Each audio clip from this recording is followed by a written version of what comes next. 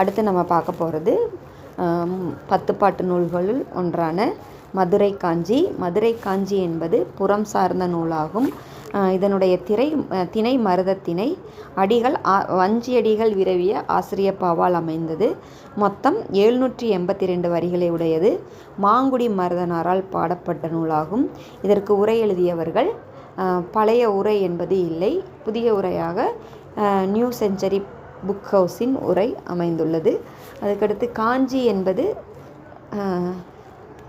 மதுரை காஞ்சி சைவ சித்தாந்த நூற்பதிப்பு கழகம் வெளியிட்ட உரை பழைய உரைக்கு எடுத்துக்காட்டாக அமைகிறது.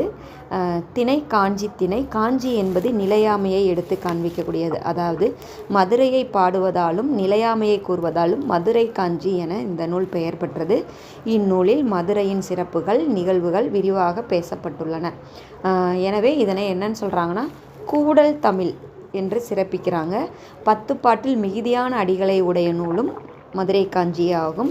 இதனை பெருகு வளமதுரை காஞ்சி என்று சிறப்பிப்பதன் மூலம் இதனுடைய வளம் நமக்கு புலப்படுகிறது.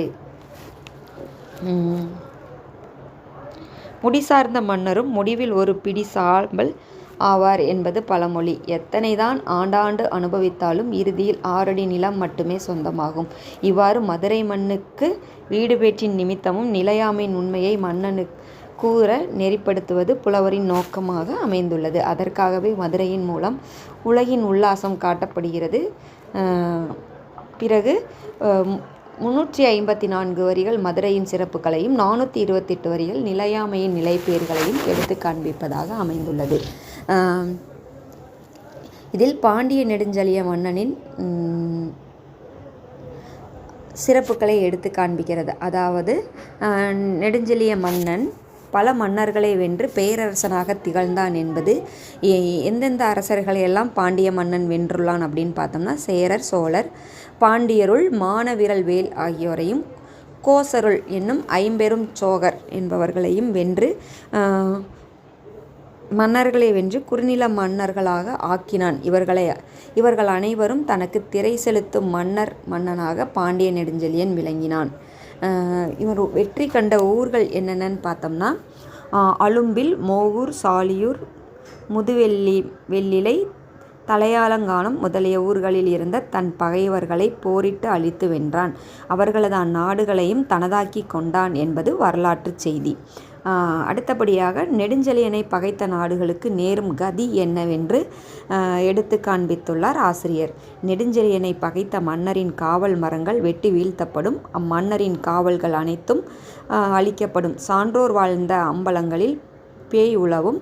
பெரிய மாளிகைகள் தீயிட்டு கொளுத்தப்படும். எருதுகள் உழுத வயல்களில் பன்றிகள் ஓடி விளையாடும். இல்வாழ் தெய்வங்கள் ஊரை விட்டே ஓடிவிடும் என்பது அந்த பகை நாடுகளினுடைய தன்மையாக இருக்கிறது. நெடுஞ்செழியனுடைய நாட்டு வளம் அப்படின்னு பார்த்தோம்னா குறிஞ்சி, முல்லை, மருதம், நெய்தல், பாலை என்னும் 5 நிலங்களும் நெடுஞ்செழியனின் நாட்டு வளத்தை எடுத்து காண்பிக்கக்கூடியவனாக இருக்கின்றன.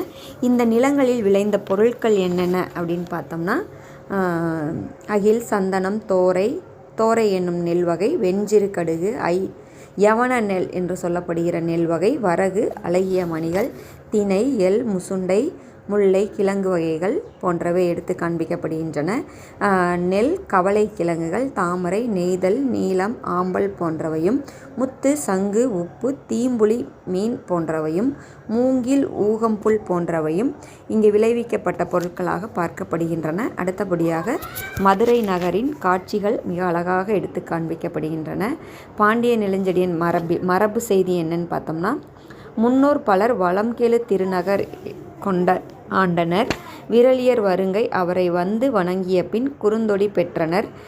பாணர்கள் உவக்க களிறு பல பெற்றன.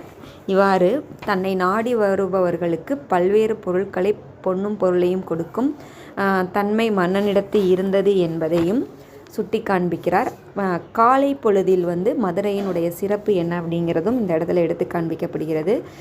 மரபு செய்தி அப்படின்னு பார்த்தோம்னா பாண்டிய நெடுஞ்செழியனின் முன்னோரையும் பல குறுநில மன்னரையும் எடுத்துரைப்பதால் மதுரை காஞ்சியை வரலாற்று பெட்டகம் என்று கூறும் அளவு சிறப்பு வாய்ந்த நூலாக எடுத்து காண்பிக்கப்படுகிறது. நெடுஞ்செழியன் வெற்றி கொண்ட ஆண்டு அந்த ஆண்ட ஊர்களின் பெயர்களையும் விவரிப்பதால் புவியியல் கையேடு என்பதும் இதற்கு பொருந்தும் என்று கூறப்படுகிறது. இவ்வாறு பல அரிய வரலாற்று செய்திகளை கொண்டு விளங்குவதால் 10 பாட்டு நூல்களில் வரலாற்று பெட்டகமாக மதுரை காஞ்சி திகழ்கிறது. நன்றி.